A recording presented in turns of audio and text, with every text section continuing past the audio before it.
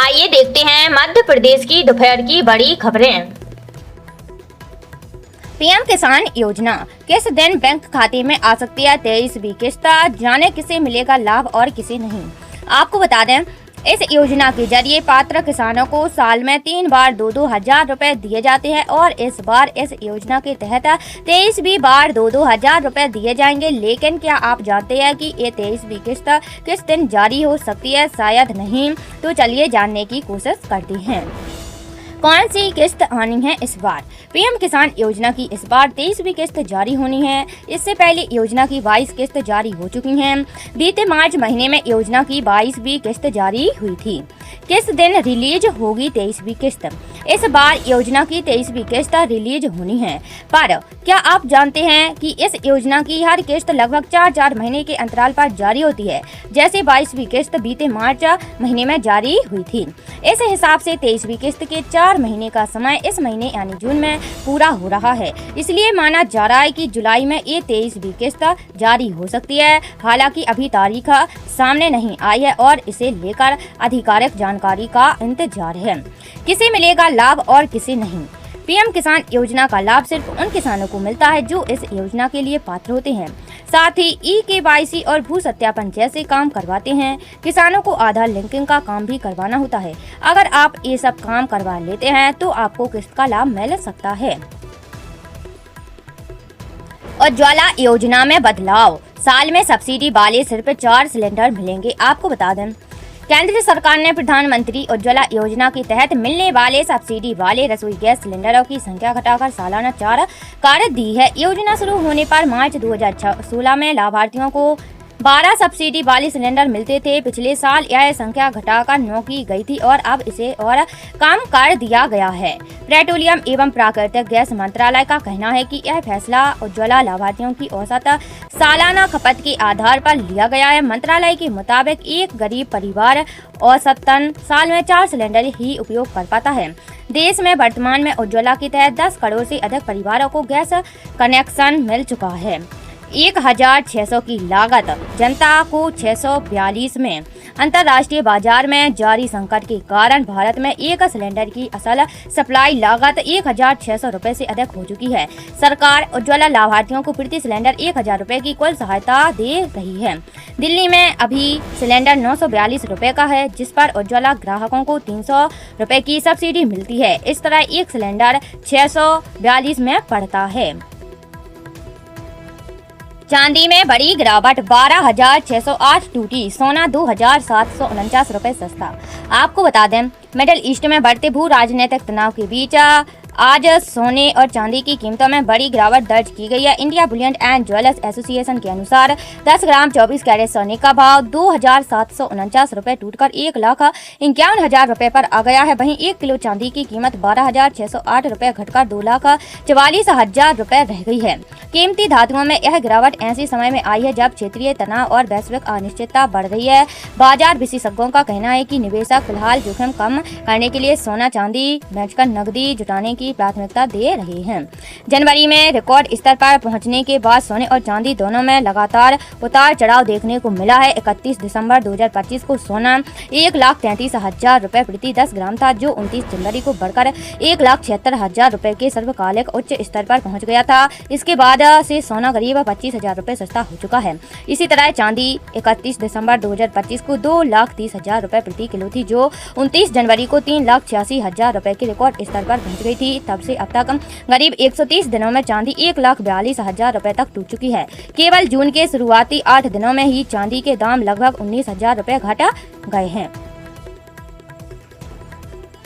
कैसे दिन आएगी लाडली बहना योजना की 37वीं किस्त? आ गया अपडेट। आपको बता दें, जल्द होगा खत्म इंतजार। मध्य प्रदेश की लाडली बहनों के लिए जून का महीना एक बड़ी ही खबर लेकर आया है। राज्य की लगभग 1 करोड़ 25 लाख महिलाएं 36वीं किस्त मिलने के बाद से अगली किस्त का रास्ता देख रही हैं।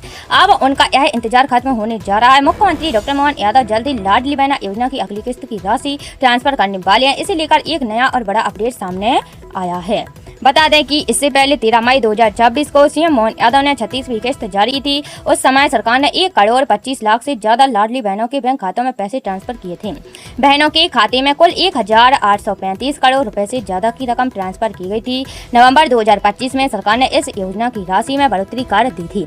इसके बाद से ही बहनों को हर महीने 1500 रुपए की आर्थिक सहायता दी जा रही है। इस दिन आएगी 37वीं किस्त। अब सबसे बड़ा सवाल यही है कि बहनों के खाते में अगली किस्त का पैसा कब जमा होगा। मीडिया रिपोर्ट्स के अनुसार मध्य प्रदेश सरकार इस बार 10 जून से 15 जून के बीच योजना की 37वीं किस्त जारी कर सकती है। हालांकि सरकार की तरफ से अभी तक कोई ऑफिशियल जानकारी सामने नहीं आई है।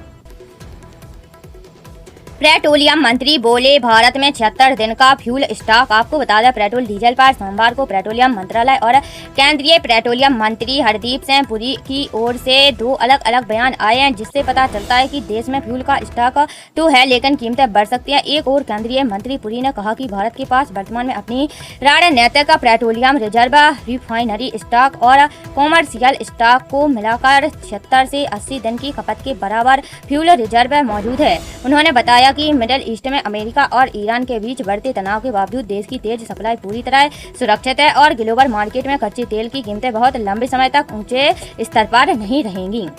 वहीं दूसरी ओर पेट्रोलियम मंत्रालय के एडिशनल सेक्रेटरी प्रवीण खनूजा ने एक प्रेस ब्रीफिंग में यह भी बताया कि एलपीजी के अलावा तेल कंपनियां वर्तमान में डीजल पर 30 रुपए प्रति लीटर और पेट्रोल पर 6 रुपए प्रति लीटर की अंडर रिकवरी झेल रही है। इस कारण कंपनियों को हर दिन करीब 600 से 700 करोड़ रुपए का नुकसान उठाना पड़ रहा है।